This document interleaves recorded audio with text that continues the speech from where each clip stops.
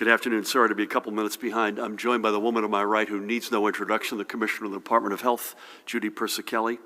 To her right, the Department of Health's Communicable Disease Service Medical Director, another familiar face, Dr. Ed Lifshitz. Great to have you both.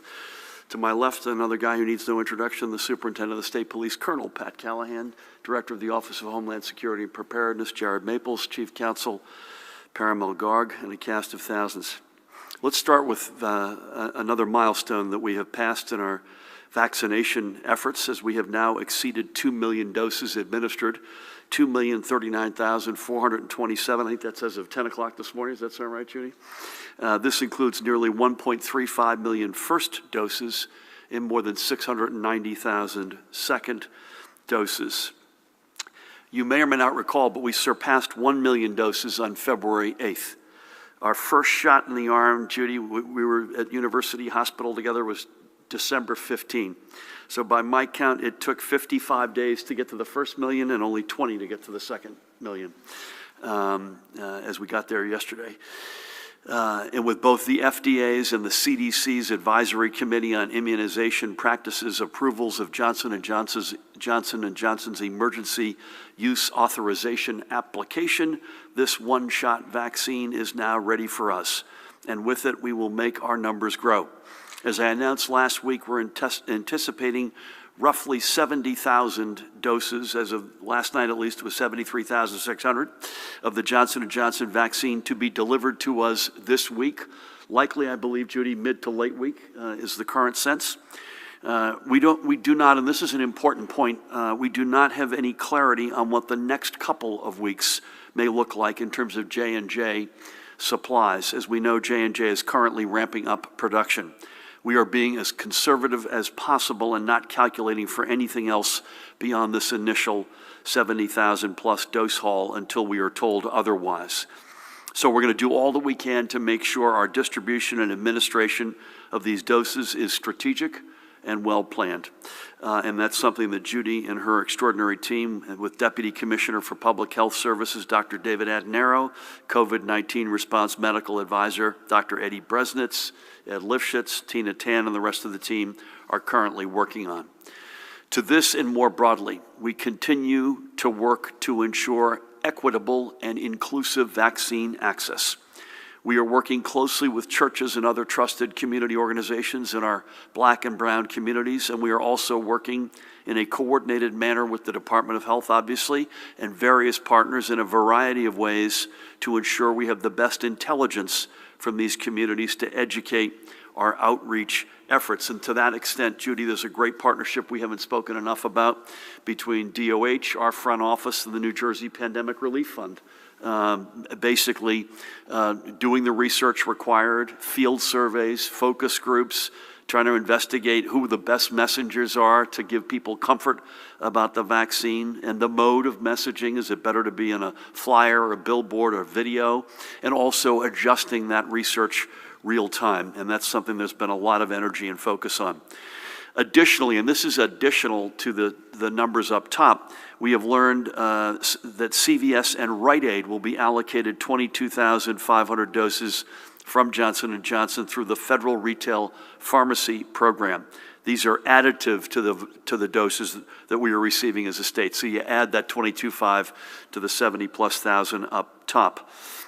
The importance of having a third highly effective vaccine in our toolkit, especially one that requires only one dose and can be stored in regular refrigeration, cannot be overstated.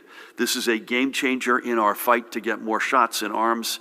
As with everything else, we just need the supply. I spoke with Alex Gorski yesterday, CEO of Johnson & Johnson, congratulated him and his extraordinary colleagues on this great accomplishment. Clearly, this is a point of Jersey pride, as Johnson & Johnson is a New Jersey icon, headquartered right here. And Alex repeated something to me, and I think this is something that Tony Fauci, I believe, hit this morning. The Johnson & Johnson vaccine, and Ed and Judy will correct me if they see this differently, while the numbers on the surface may not be quite as high as Moderna and Pfizer, he reminded me that they tested this, the field work was done in the teeth of the South American surge including variants, including in Brazil as well as in South Africa. So this was a global trial. So that's number one. And number two, especially, guys, against hospitalization and fatality, this is extremely efficacious. So this is our third really potent weapon at our disposal. So, additionally today, I am proud to announce that effective on both March 15th and March 29th, in 2 tranches, we are expanding the ranks of those eligible to receive their vaccinations. Let's start with March 15th. This expansion will include our pre-K through 12 educators and support staff, who are all, in one form or another, educators, child care workers in licensed and registered settings, Motor Vehicles Commission, NJ Transit, and other transportation workers, all public safety personnel who have not already been made eligible, such as, I'll give you an example, probation officers, and members of our tribal communities. Beginning on March 15th, we will also be expanding to make persons experiencing homelessness eligible, as well as those currently living in a homeless shelter or a domestic violence shelter.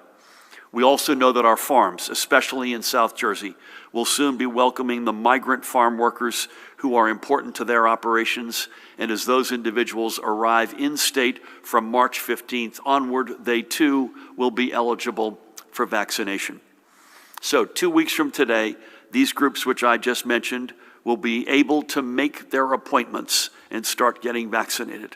We expect this to be a total of several 100,000 workers and residents. What is being constructed between now and the 15th, although we have not, Judy and team and the rest of us have not waited on this, but the exact how and when, or how and where rather, and in some cases when, is going to be worked out. For instance, as it pertains to educators specifically, we will work obviously with Judy's team, the Department of Education, our partners at NJEA, school leaders, local education stakeholders, and our sites on means of ensuring full access without interrupting the school day. So that's to be determined. I suspect you'll have a lot of questions on the hows, the whens, the wheres. Just know that that is being machined as we speak.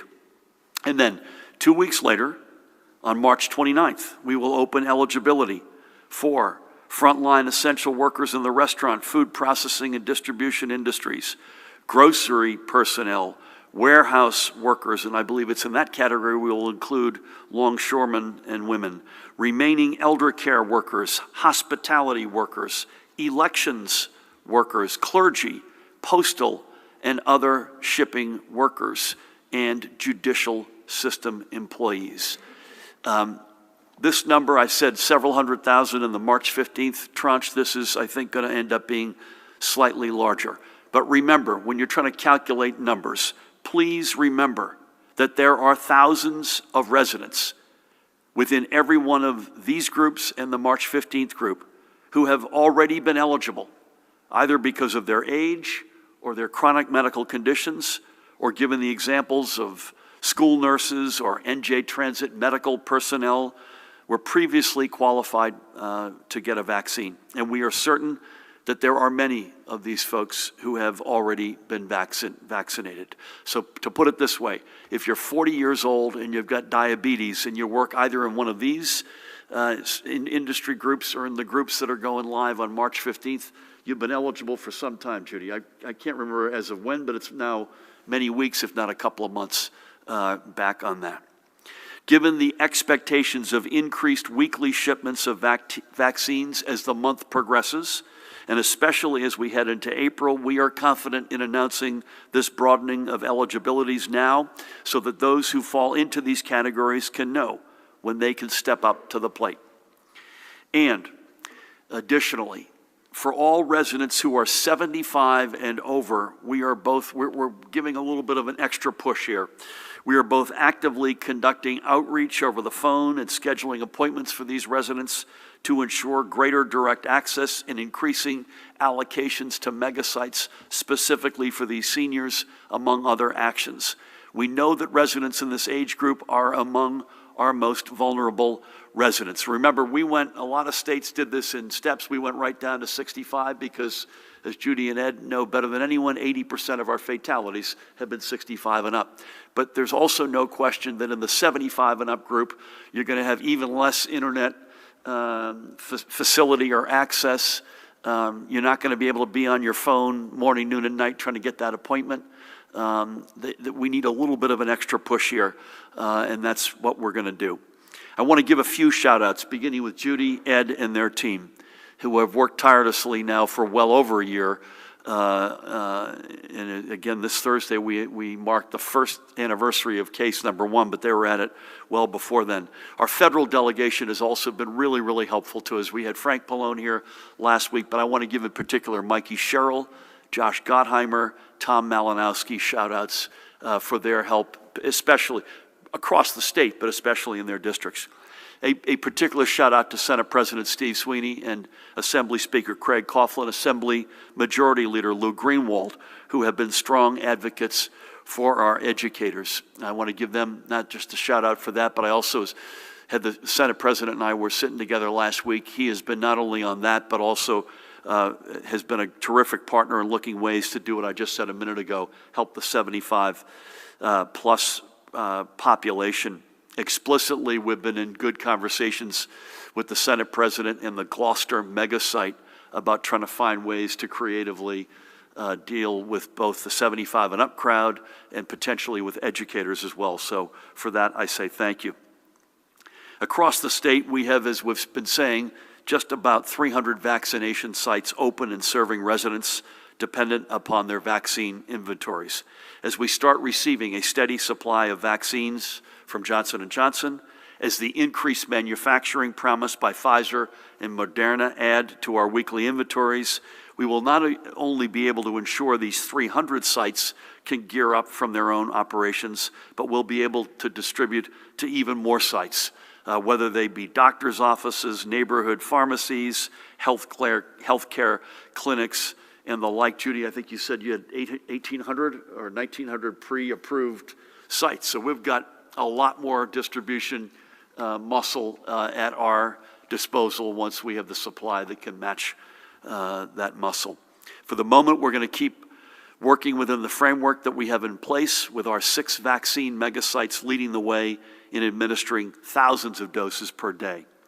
Now, a note on each of the megasites. Each megasite is properly stocked daily to administer to every person who has an appointment for that day. There is absolutely no reason for folks, say, with an appointment at 2 o'clock to fear that a megasite is going to run out before their appointment. There is no need for anyone to be arriving at a megasite hours before their appointment and waiting online. We ask everyone, if you could please arrive 15 minutes prior to your appointed time. The megasite you are scheduled at is not going to give out the dose that is earmarked for you before the time you arrive. Simply put, if you have an appointment, you have a vaccine. And on the flip side, there are no walk-up vaccinations at our megasites. You have to have an appointment. So again, please do not arrive at our megasites hours early. Please arrive 15 minutes before your appointment. There is no need for you to wait online for fear that you won't get vaccinated. You will. Now, as I mentioned, our pre-K through 12 educators will be eligible for their vaccination starting March 15th. That's assuming that you're not already eligible either due to your age or to a chronic medical condition. This eligibility corresponds with more and more of our educational communities transitioning from all remote learning to either all in-person or hybrid models that have students and educators back in their school buildings throughout the week. As of this morning, of the 811 public school districts, charter schools, Renaissance schools, and schools for students with disabilities, again in total, that's what the state's stewardship is, 110 of those are currently open for all in-person instruction and 533 for hybrid instruction. These numbers are both up since from the last time we gave a full report 3 weeks ago, I think at this point by 15 and 42 respectively. This also equates to roughly 74,000 students learning full-time in their classrooms and more than 760,000 being served on a hybrid schedule. The number remaining all remote is currently 142, and that had dropped 48 over the past 3 weeks, meaning that 447,000 students remain all remote. And 27 local education agencies are using a mix of options across their building, and that is down 8. And that covers, by the way, about 72,000 students in total. If you make, just stopping here for a second, so if you add up all of that, what percentage of our kids are either full-on in person, in hybrid, or in a combination, and I'm making a modest amount of assumptions there, about 2/3. Some of our biggest districts are all remote. There's no question about that. And by the way, the remote districts include districts that are not just sort of we're remote until X date, but also districts or schools where there may have been an outbreak last week. And based on the protocols, they have gone remote, say, for a 2-week period. So it is inclusive of both of those in there. As we continue to work towards seeing all of our students back in their schools, ensuring full access to the vaccine for their educators is a big step to take. It's not the magic wand. It's not the only step, but it is a big one. With that, let's turn to our overnight numbers. This morning, we're reporting an additional 2,668 positive PCR tests, 643 presumed positive antigen test results. And again, as I mentioned, Thursday marks the first anniversary of our first confirmed case. The positivity for all 44,835 PCR tests recorded on Thursday was 6.44%. Judy, if you take out weekends, literally the past 4 days, 6.53%, 6.38, 6.63, 6.44% positivities. Those are all from weekdays. Again, we've seen now for the past month or two, it's on the Saturdays, the Sundays, the holidays, where you have fewer tests, higher positivity. Again, I think it's our assumption is that you're getting tested on those days for a reason. Either you're not feeling well or you got exposed. Current rate of transmission is up to 0.94. You want to see that stay under 1 and preferably be going down. The number in our hospitals crossed a good milestone over the weekend, and today the number of residents reported hospitalized is 1,865, with 1,729 of them known COVID positive, 387 folks in our ICUs, 226 ventilators in use. But let me say this, at least I showed 3 hospitals that didn't report. I looked at the last day they did report, they had 40 COVID in total. I think you probably have the same numbers. So Judy, if you take that 1,865, even if you added the 40, you're at 1,905. The point being, we're under 2,000, and please God, knocking on wood, heading in the right direction. On Sunday, 178 live patients left, 203 were admitted, and there were, again, this is at the risk of comparing apples and oranges because these are not confirmed. Hospitals reported 26 losses of lives.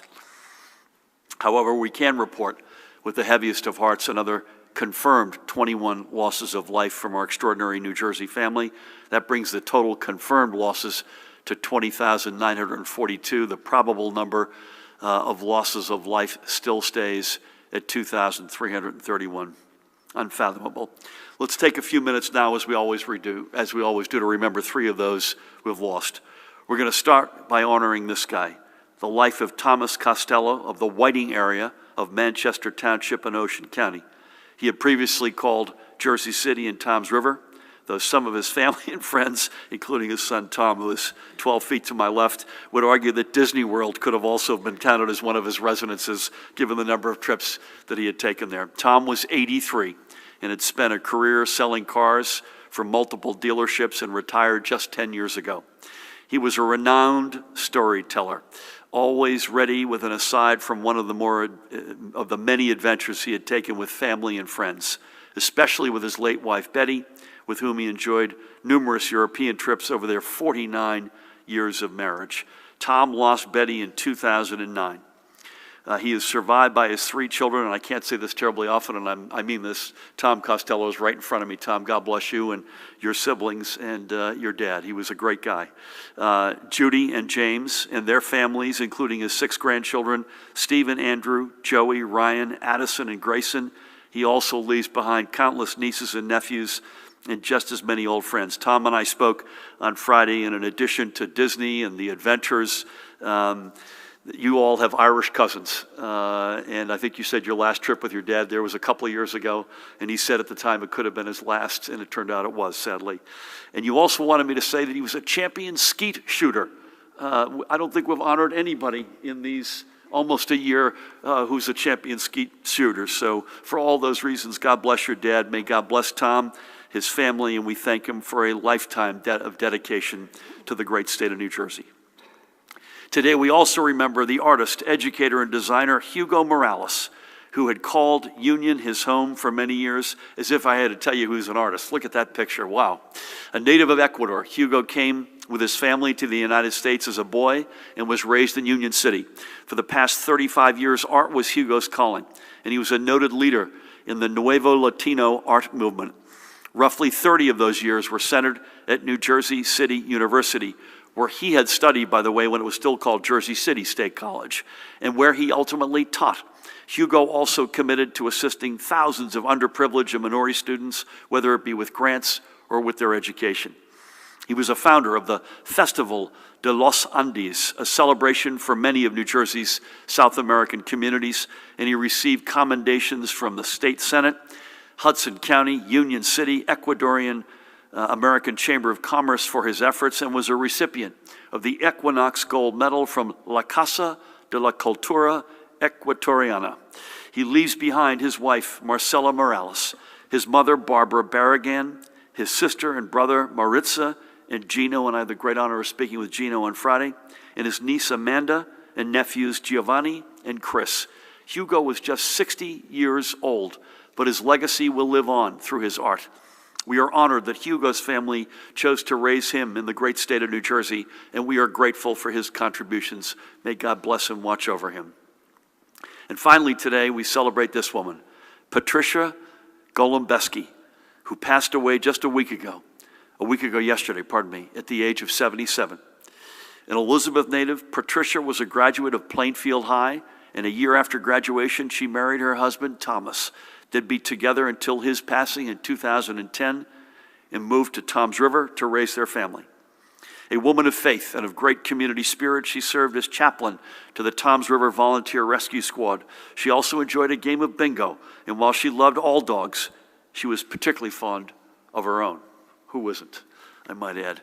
Patricia is survived by her daughters, Christine and Barbara, and the 4 grandchildren she doted on, Alyssa, Ashley, Thomas, and Cole, and she also leaves behind her brother, Arthur. I had the great honor of speaking with Alyssa on Friday. She told me great stories about her grandmother, and she noted that they are a family of EMTs. Alyssa, her sister Ashley, and her mother Christine are all EMTs, and they have worked throughout this entire pandemic. So God bless them all, and may especially God bless Patricia and watch over her soul and her family. 3 more of the blessed souls we've lost, and in their memories, and for those who they have left behind, we will continue the fight to defeat this virus. Let's switch gears for a minute and acknowledge another of the small businesses who have partnered with the New Jersey Economic Development Authority to keep their doors open to their customers throughout this pandemic. Judy knows this one. We are highlighting a true gem of the Jersey Shore, Bay Head's Grand Grenville, the Grenville Hotel, a model of Victorian architecture, which this year marks its 131st birthday. Someone told me that I should make a Joe Fiordaliso joke, but I will not. That's Harry and Maureen Topaldos, who are the current owners and minders of this historic landmark. And when the onset of the pandemic put its future in question, even more so than after Hurricane Sandy, if you can believe that, they looked to the EDA as a partner to ensure it could remain open. The EDA answered in a big way, providing Harry and Maureen with the direct grants and loans they needed to keep the Grenville going by covering their payroll and other expenses, and they've also been participating in the EDA's PPE discount purchasing program, saving additional money on the resources needed to keep their staff and visitors safe. I had a great chat with Harry on Friday, who told me, among other things, that his real name is Aristotle. So next time you're there, it's Aristotle Topaldos.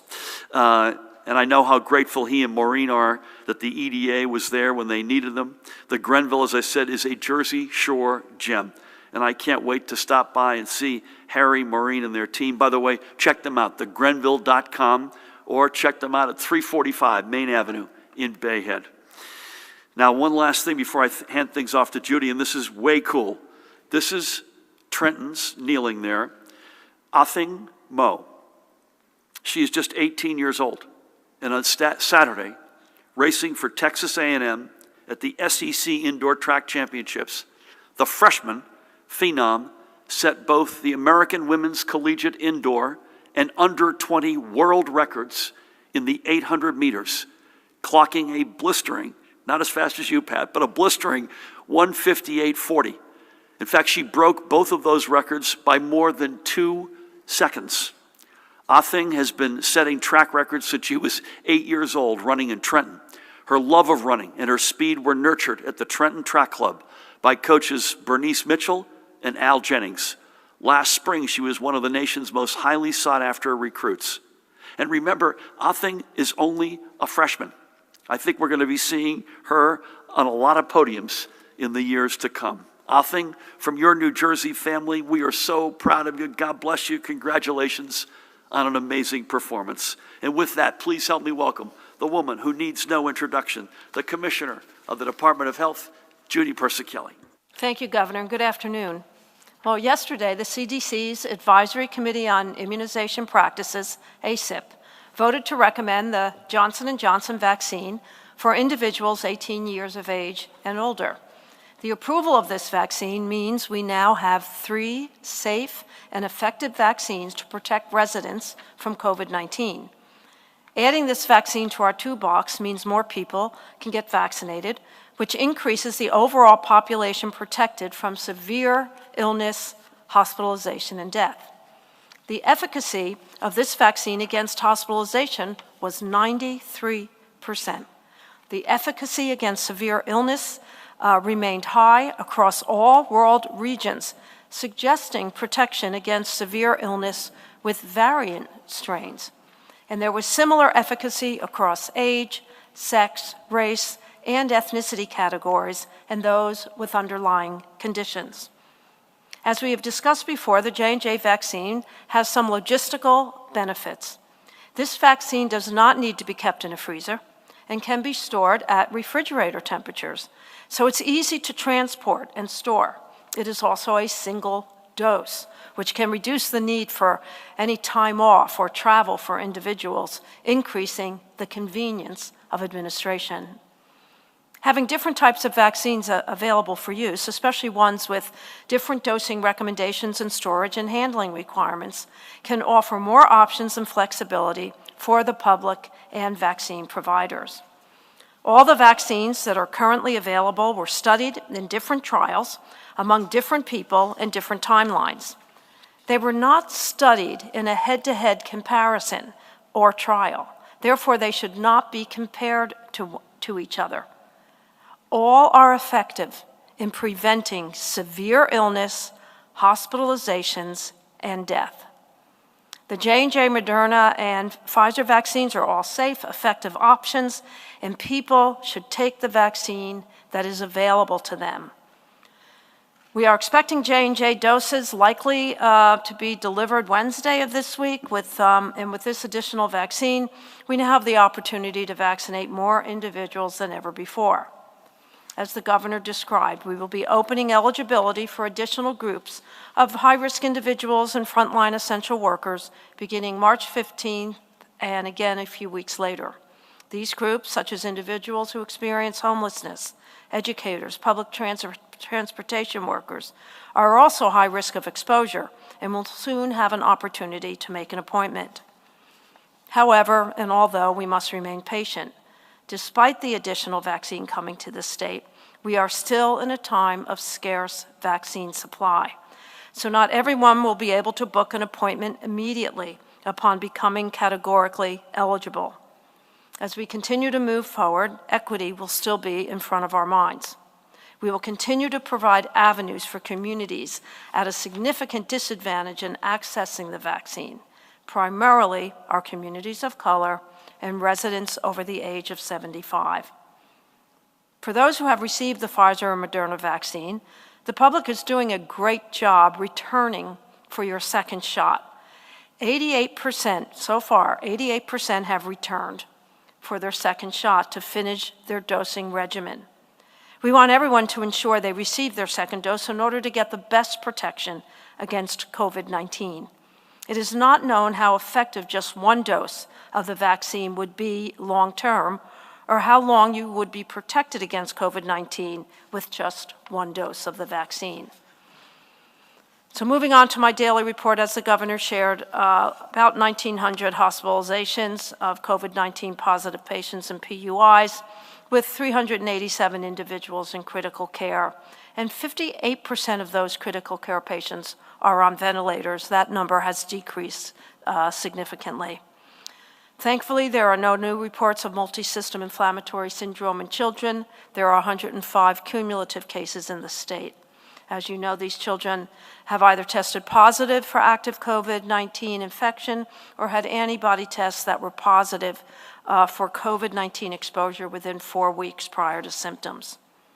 There are no new confirmed cases of the B.1.1.7 variant. That is the variant that first emerged in the UK.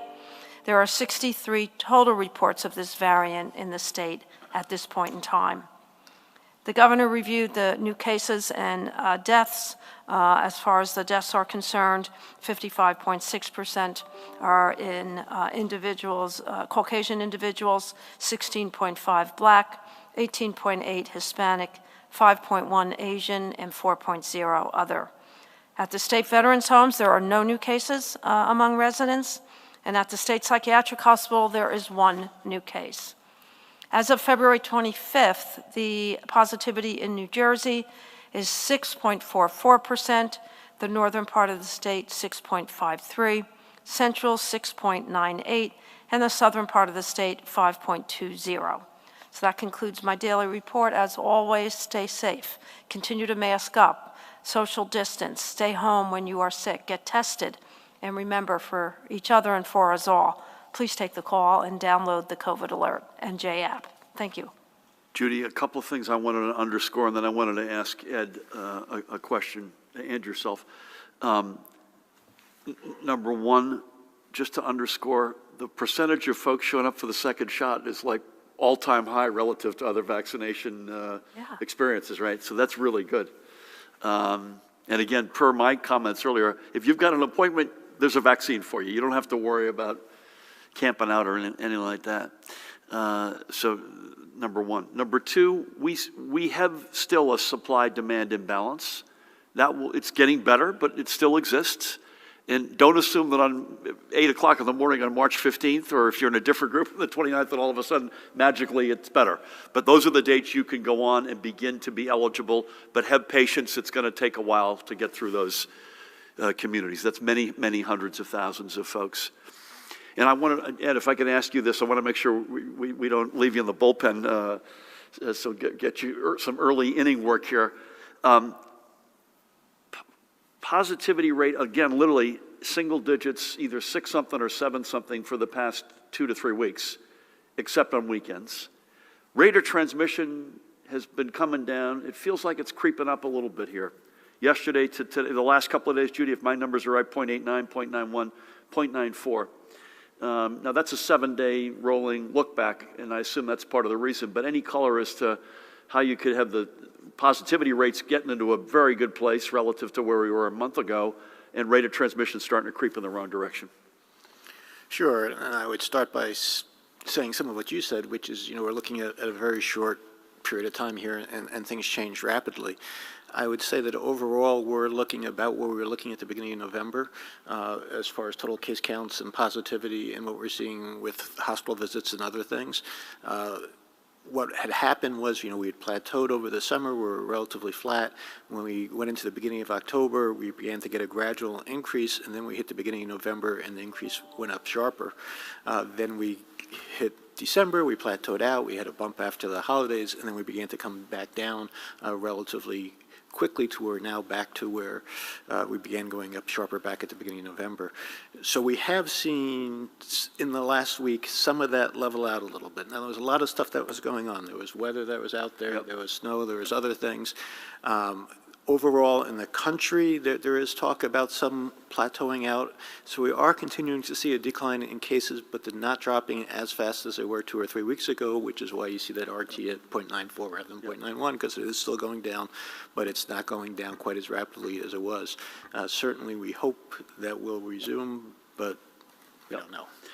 And I think we mentioned this last week. Our density, the density of our long-term care facilities and residents is in many cases a good thing, not in this case.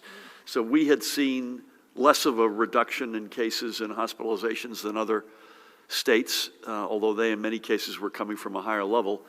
And as you rightfully point out, Ed, you're starting to see that plateau around the country. We're still seeing at least hospitalization numbers going down almost every day, and let's please, I'm knocking on wood that it stays that way. Thank you both. Pat, if it isn't one thing, it's another. So the good news is no snow in the forecast, but we get some unusually high winds coming for the entire state, I believe, over the next 24 hours. And any color on that? Compliance, other matters. Great. That's correct. Thank you, Governor. Good afternoon. I do not have anything to report with regard to compliance. Nothing was reported to the Rock over the weekend. But to your point about the weather, Governor, Gus, I think the whole state is under a wind advisory going into tomorrow. The greatest concern, and I witnessed it this morning over by headquarters, is the tree root systems are just compromised due to all the rain, the melting snow. There's already some large trees down, and it hasn't even been that windy, but gusts up to 55 miles an hour are expected, and that coupled with these root systems, we probably will expect some power outages. So we certainly are in touch with Joe Fiordaliso and BPU to make sure the service providers are ready, and the bucket trucks are already lined up, ready to respond. So just again, as we always caution folks to report it and to don't go near any downed lines because they are fatal. Pat, thank you. I think the two exposures in a high gust mode, again, it's up and down the entire state, so all 21 counties here. And the bulk of it's coming in later today and tomorrow, I guess, is where the... That's correct. I think the advisory ends between 3 and 6 p.m. tomorrow night, Gov. And it begins when, did you say? Actually, I think it goes in effect tonight. Okay. I think there are two areas of particular concern. One is driving, particularly if you're on bridges and exposed areas, and the other is the one you made, which are power outages, and particularly folks, if there's a down line, don't go anywhere near it. And again, in our first winter in office, 2 people died, one of whom actually physically touched the line, and another one tried to drive over it, and that person also lost their life. So do not go near anything that's down. We'll start over here with Brent. Before we do, just to say we'll be in our regular rhythm, so we'll be virtual tomorrow, and we'll be here live and in person at 1 o'clock on Wednesday, unless you hear otherwise. Again, I'm not sure if we stay the 3 a week or how much longer we stay with that. That's something we're debating. I think if we go to 2 here, we will undoubtedly do it in combination with a third COVID-specific on-the-road stop, and I suspect it'll involve some combination of the 3 of us. So we'll be speaking to COVID, but not necessarily from this ballroom. So with that, Brent, good afternoon.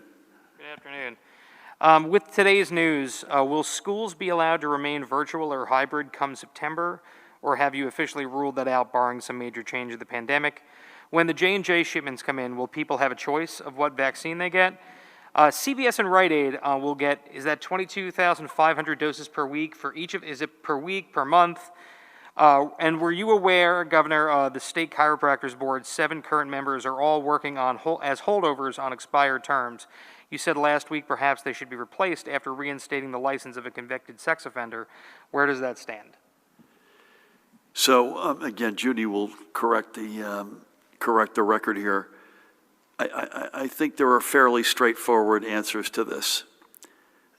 We would fully expect, assuming things go the direction they're going, that we will be in person for school in September. And I will be very surprised and disappointed if we're not. I think we will get there, and we are getting there, at a minimum in a hybrid format, but I hope even more full in person, assuming we can do it safely and responsibly. You can't underestimate the stress this school year. Educators know that more than anybody. Moms and dads know that more than anybody, and our kids do. but I hope we're a lot more in person in this school year before it ends. Judy, if I misstate any of this, the only week that we have visibility on is this week for J&J. Right? They've basically not given any guidance for the next week or the week after. They have said by the end of March, early April, they'll be in a regular rhythm of supply. So, our team went over last night, and this is overwhelmingly Judy's, I think, quite rightful paradigm here. These are going into chain pharmacies beyond the ones that we're already in, so places like Acme and more ShopRites and Wegmans, independent pharmacies in the most vulnerable communities, and there's a big amount of equity. In fact, other than the 22.5, which I'll get to in a minute, equity really defines the J&J. And if I get any of this wrong, please help me out here. Emergency rooms in underserved communities, as I mentioned, independent pharmacies, and a chunk into our counties with the very explicit understanding with the counties, and they've been great, by the way, that homebound, elderly, folks who are disabled, senior, low-income congregant settings, DDD clients, homeless, et cetera. So that's the 70, I think it's a little bit more than, I've been using 73,600, but that's the 70,000. The 22,500 is literally this week's. So that's not, neither of these numbers should you assume that we're getting in a rhythm, because we don't have that knowledge yet. And the 22,500, Brent, unless I'm told otherwise, goes into that same program that CVS and Rite Aid have been. It's just more additive. And I've got nothing new to report on the chiropractor board other than it continues to be reprehensible, and we will take action. I don't have anything to report to you today, but we will not let that stand. Other than the chiropractor board, anything else on the J&J piece? You good with that? Schools, I mean, we are fully expecting that we're back in business in person in September, and again, safely and responsibly. Thank you. Elise, nice to see you. Good to see you as well. The first question is from Lilo. Governor, on the vaccine, are you confident that the state's registration and scheduling system will be able to accommodate the influx of new requests that come with opening the process to additional groups? Has the state made any changes to this system to expand its capacity in advance of your announcement today? And my question, what sorts of lobbying groups have been approaching your administration asking for priority vaccines, and did any of them make a successful argument to get bumped up? Are there any groups that New Jersey initially wanted among the first in line, but then risk assessments changed, or some other supporting science surfaced, and now they're lower? Thank you. Thank you, Elise. We had some serious, and Judy knows this, first of all, I'm going to, state's registration site and then the call center. Both were stood up from whole cloth in December into January, and to some extent in February. Call center, I think we've spoken to, so there are now many hundreds who have been trained up in multiple languages, and again, that went from 0 to now many hundreds of folks who are answering the phones. On the website registration side, we had some serious vendor issues, which were extremely frustrating, and that led to some many spirited exchanges with the vendor, including with yours truly. Of late, and I'm knocking on wood here, of late, that has settled down. I'm going to make two other points, if I may, and Judy should weigh in here. Thirdly, while it's settled down, and let's assume it remains settled down over the next number of weeks, and that the call center continues to mature, I want to reiterate what Judy said. There is a current supply-demand imbalance, and there will continue to be. And for a period of time, that will grow, and then it will ebb. And that's the way it's going to be, an ebbing and flowing until we get through this. We felt strongly that folks deserved to know when they were eligible to get to sign up for an appointment. The last point I want to make, and Judy, again, if you see any of this differently, please weigh in. I mentioned this in my remarks: the how, the where, in some cases, literally the when, before school starts, after school for, as an example for educators, that is being machined. Depending on the community group that you're in, the answer may be a different, you may have a different path toward your vaccine. So for instance, NJ Transit has pre-readied a dedicated site within their own system. No final decisions, but that's an option that could be used. The longshoremen and women all work within a very narrow geography, different than, say, an educator, different than someone who, a community that is up and down the state. So the exact how, it may not be that you're calling, depending on who you are, you may not be calling the call center or going to the state's registration system.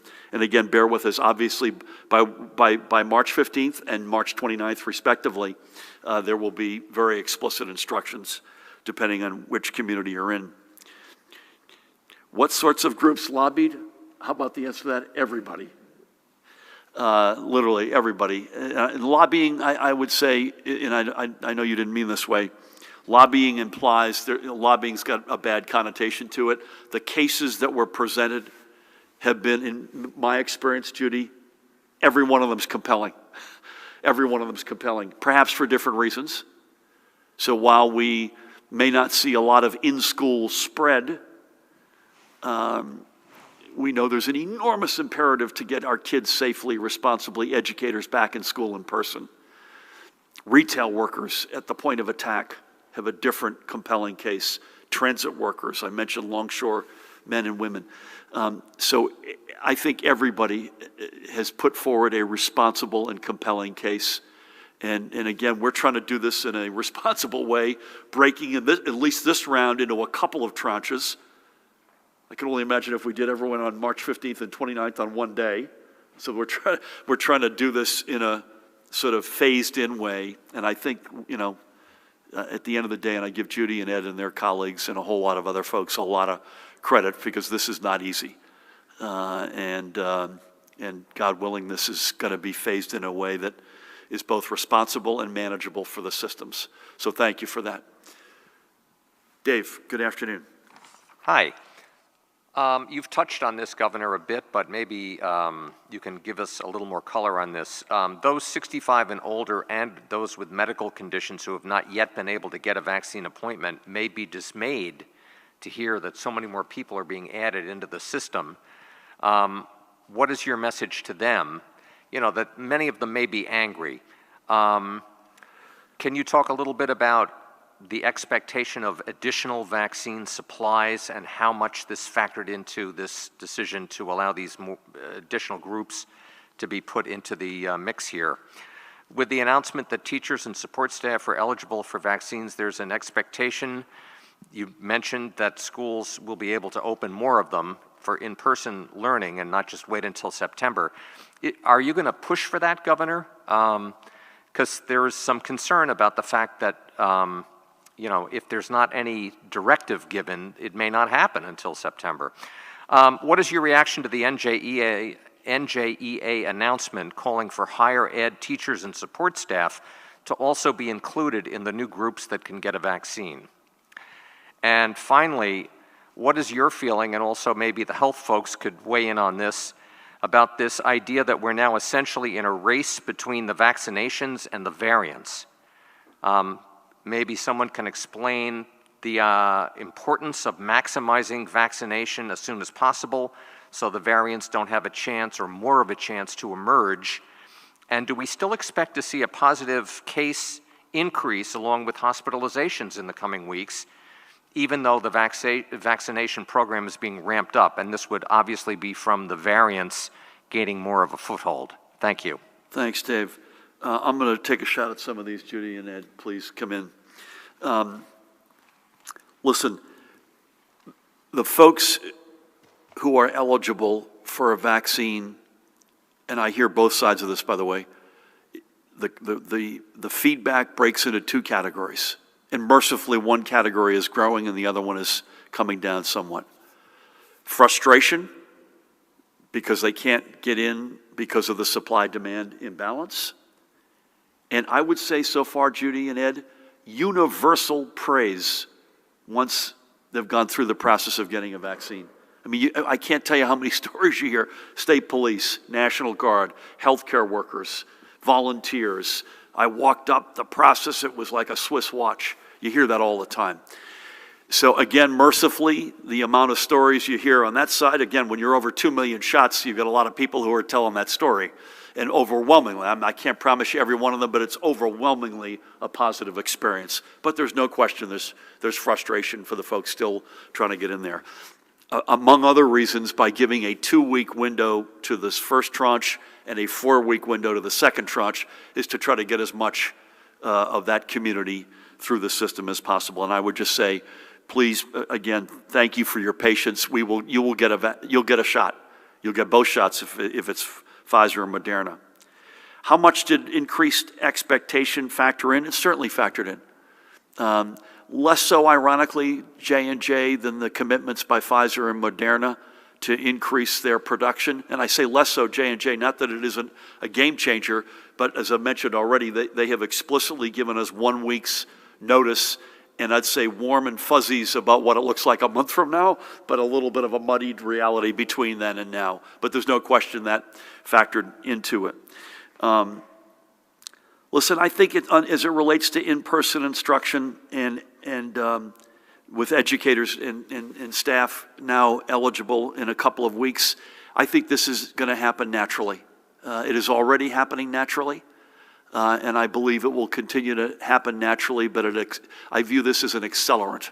Again, it's not a bright magic wand threshold, but it's an accelerant to a process that is already happening, and I fully expect that Judy, if Angelica were here, I suspect she would join us to say that we will be open for business safely and responsibly in the fall.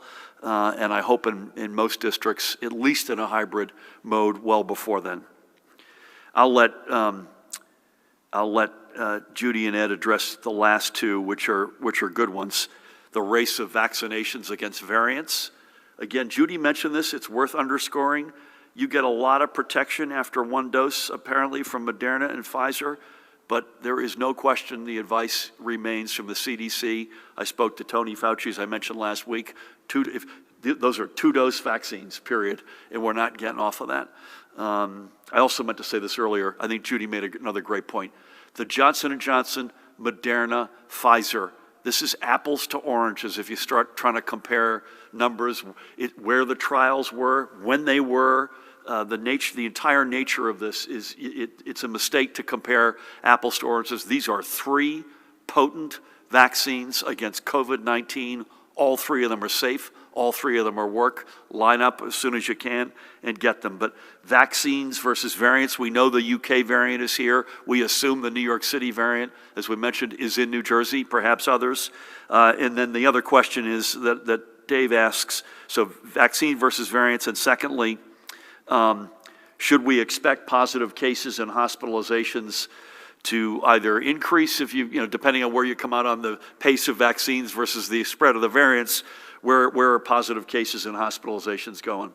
Do you want to jump in, Judy or Ed? Ed, do you want to tackle this? So Ed is up to bat on variants versus vaccines, and Judy will come in on the positive cases and hospitalizations. Okay. And I'm going to take just a little poetic license. Assume that I'm SARS-CoV-2, the virus that causes COVID-19, and that my hands are the S protein, the way that the virus enters and causes infection in cells. And the way that I infect cells is by grabbing onto them with my hands. And of course, it's really not just me. There are billions of me floating around at any given time. And always, with every new one of me that's being created, there are minor changes, minor mutations. My fingers might be changing a little bit, sizes are getting a tiny bit smaller, a tiny bit bigger. It doesn't really matter. Most of the time, I can still grab on and infect. In fact, every now and then a mutation may come along that makes it a whole lot harder for me to do that. I might lose a thumb, and all of a sudden I can't grab, and in which case my particular virus is going to go away, and you're never going to hear about me. But I got these hands that I'm trying to grab onto you. Antibodies, you can think of, whether they're antibodies produced by natural infection or through vaccination as mittens. You know, that what the antibodies are trying to do is they're trying to cover those hands so that the hands cannot now grab on and get in. So what happens is this. We want to vaccinate people, preferably over them getting naturally infected, so that they're producing these mittens so that the antibodies can't grab on and get into them. What is a variant? A variant is one of these viruses that has managed to mutate in such a way that it can still grab on well, maybe even better than the other one, and that maybe something in the hand changed enough that those mittens might not fit quite as well. So maybe my finger got long enough that, yeah, the mitten might kind of squeeze on there, but it doesn't make as tight a fit as it used to, so maybe I might be able to cause some infection. And that's what we're seeing when we talk about efficacy of some of these vaccines against some of these variants. They still do work, they still are as effective, but they're not quite as effective as they are against the normal strains because they don't quite fit, don't make that quite snug fit as well as they do. So why do we want people to get vaccinated in a hurry? Well, there are basically two reasons that are going on. The more people who are infected, who have SARS-CoV-2, that virus running around in their body at any given time, they're all reproducing their virus furiously, and there's always the chance that any one of those viruses can come out and be a new variant, one that we haven't even heard of yet, that might be able to grab onto you, and those mittens aren't going to fit at all, and the vaccine might not work. So that's one thing. And the second thing is that there are fewer people out there, if you've been vaccinated, you are still producing those mittens. They're not working quite as well, but they're still working. So I'd rather have everybody in the room have mittens that work most of the time, and maybe one or two people might get infected, whereas if none of them are vaccinated, they're not making mittens at all, and they're all going to get infected. So it's a question about how many people will get infected when they're exposed to variants in the first place. So again, vaccination does two things. It reduces the chance of new mutations or variants coming out in the future, and it lessens the likelihood of any current variants spreading widely through the population. Well done. Judy, anything more on that, and or what do you expect to see in cases and hospitalizations over the next number of weeks? I think the thing that everybody has to understand is that viruses mutate. They mutate a lot. So there's a lot of variants, and there will be a lot of variants for SARS-CoV-2. But every single one of them is transmitted through the respirations, through respiratory droplets. So again, vaccines, as Ed just explained, will give a level of protection to all of the variants along the way. But more importantly, if you want to decrease cases and hospitalizations, wash your hands frequently, mask up, socially distance. Don't let your guard down. If you're sick, get tested, and isolate and quarantine, and protect yourself and your loved ones. We know right now that flu is at the lowest level it has been in years, I think, years, because people are masking up, they're washing their hands. Respiratory droplet infections can be prevented. So knowing that there's variants, knowing that we're rolling out vaccines, and I do believe we will meet our goal of 70% of individuals vaccinated in 6 months. I believe May we will have a supply of vaccines for almost everyone. I truly believe that. But in the meantime, if we want cases and hospitalizations to decrease, and as a result decrease deaths, we have to continue the non-pharmaceutical interventions of masking, washing your hands, socially distancing, and we will, what I guess we say, break the back of this virus. It will take both of those things, not just vaccines, not just non-pharmaceutical interventions, but both. Do we still expect a spike in the coming weeks, though, from the variants, possibly? I think we're going to see, I would bet we will see cases creep up a bit and hospitalizations. I truly believe that. I think our focused vaccination program in communities of color who have been disproportionately impacted, and the over 75 who have also been more vulnerable, will help with that. I've been an amateur observation is I'll bet you I'll bet $1 that cases go up as a percentage more than hospitalizations, and I suspect we all hope I'm right? Right, so it's more easily transmittable, but not necessarily more lethal. I realize I didn't answer one other question, Dave. You asked so many, I've lost track here. But the one on NJEA and higher ed, I did not see the statement, but we will get to higher ed, and we will get there soon. Not everybody's covered by what we've just announced today. I'm not covered, as an example. We will get to, as Judy said, I've been using May as that time as well. We're now in March, the Ides of March. You get a couple of months from now, we're a whole different ballgame. Mike, is that you? Good afternoon. Good afternoon, Governor. Thank you. How does the number of Johnson & Johnson vaccines that the state is getting this week compare to the number that you're getting from Pfizer and Moderna? Is any of the Johnson & Johnson vaccine manufactured in New Jersey? I know the company is headquartered here. Looking at the COVID-19 vaccination page, you can see that 76% of the administered dosages are being administered. What happens to that other 24%? And finally, Governor, I wasn't sure if you had seen that Governor Cuomo in New York had apologized for saying insensitive things to some of his colleagues. I was curious if you had any reaction to that and if you had talked to him at all about the Tri-State Alliance for COVID. Thank you. So remember what I said back to Brent's question on J&J numbers. We have literally this week, so I think it's 73,600 plus the 22,500. Judy, do you have the total for this week? Actually, I'll answer a different question while Judy will find that. I actually don't know where they're manufacturing it. Do you know where they're manufacturing? I'm sorry. Do you know where they're manufacturing the J&J vaccine? I don't. We'll come back to you on that. The other 24% get used. It's the day of the week you happen to go on the dashboard. You'll see that number go up and down, and it depends. There are sort of three buckets, at least on my window. There's the what we control, the mega sites, the community sites, and that number is hovering plus or minus 80 to 85% regularly. You've got the long-term care program from Walgreens and CVS. That number's come way up. And then you've got the federal pharmacy program. That's the one that's the lowest at the moment. But again, we know Mike's coming in Friday morning at 9 o'clock for his second dose. We have that's allocated to you. So there's a lead lag element to this as well. But there better not be, nothing's getting thrown away. Do you have that number by chance? I have a couple updated numbers. First, overall, out of the over 2 million doses that have been delivered, the number of, in the general population, other than long-term care, the percentage of doses that have been administered versus claimed is up to 81%.